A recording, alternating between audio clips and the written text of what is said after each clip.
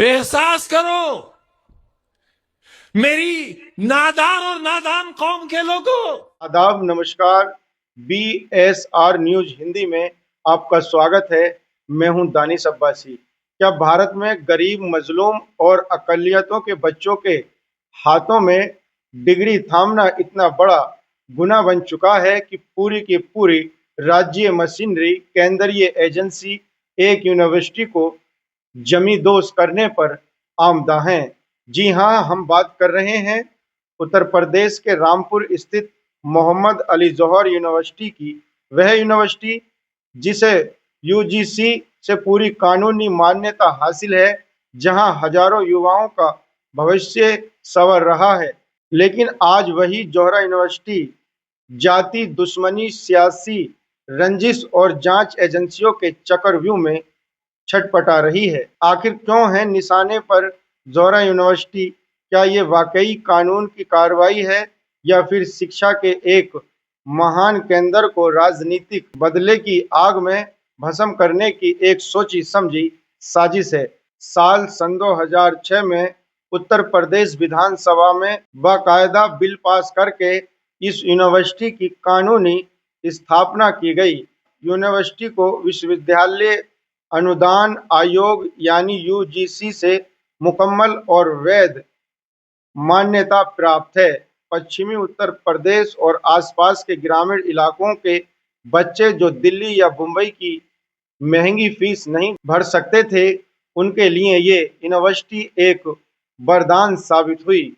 अब सवाल उठता है कि अगर सब कुछ कानूनी और जायज है, तो फिर इस यूनिवर्सिटी को एक मुजरिम की तरह कटघरे में क्यों खड़ा किया जा रहा है? हालिया घटनाक्रम पर नजर डालें तो रामपुर विकास प्राधिकरण RDA ने अचानक यूनिवर्सिटी की करीब 38 इमारतों को ढाने का नोटिस चिपका दिया। दलील दी गई, इनके नक्शे पास नहीं है। जरा सोचिए, जो इमारतें सालों से खड़ी हैं, जहां आधुनिक लाइब्रेरी, लैब्स और क्लासरूम में पढ़ाई चल रही है, उन्हें रातों रात अवैध घोषित कर दिया जाता है।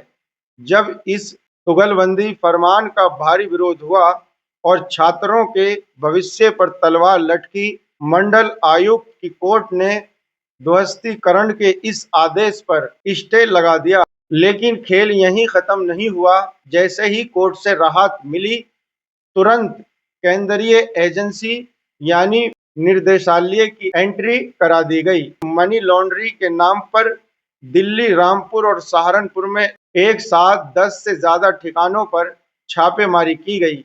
जांच के नाम पर यूनिवर्सिटी में पढ़ रहे बेकसूर छात्रों तक का डेटा खंगाला जाने लगा।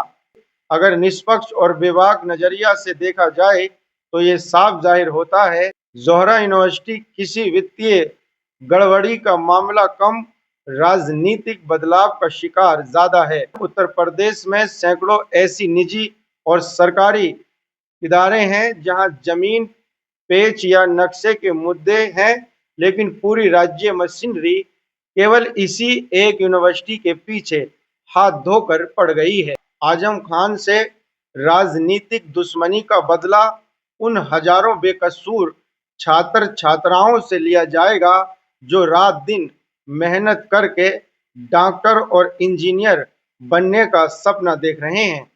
कभी बिजली पानी कनेक्शन काटना और कभी इमारतों पर बिल्डोजर एक चलती हुई यूनिवर्सिटी को पूरी तरह ठप करने की कोशिश नजर आती है।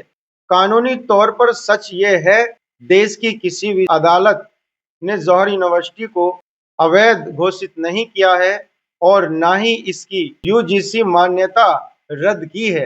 अदालत का फैसला आने से पहले ही रोज नए नोटिस जारी करना, पुलिस प्रशासन का दबाव बनाना और मीडिया ट्रायल करके संस्था की छवि को खराब करना लोकतंत्र के सिद्धांतों पर सवालिया निशाना लगता है।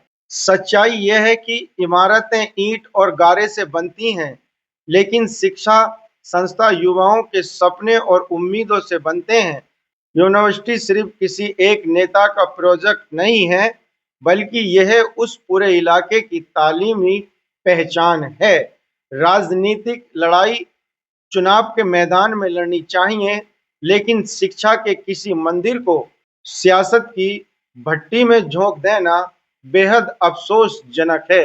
फैसला अदालतों को करने दीजिए, लेकिन जांच की आड़ में एक पूरी यूनिवर्सिटी के वजूद को मिटाने की कोशिश पर सवाल उठना लाजमी है। आपकी इस पूरे मामले पर क्या राय है? क्या जोहरा यूनिवर्सिटी के साथ ये कार्रवाई जायज है या सीधे तौर पर शिक्षा पर सियासत है? अपनी राय कमेंट सेक्शन में बेबाक होकर लिखें। और BSR न्यूज हिंदी के लिए मैं दानिश अब्बासी। अगर आपको हमारी ये बेबाक रिपोर्ट पसंद आई हो तो इसे शेयर करें और सच की आवाज को मजबूत करने के लिए न्यूज हिंदी को सब्सक्राइब करना न भूलें।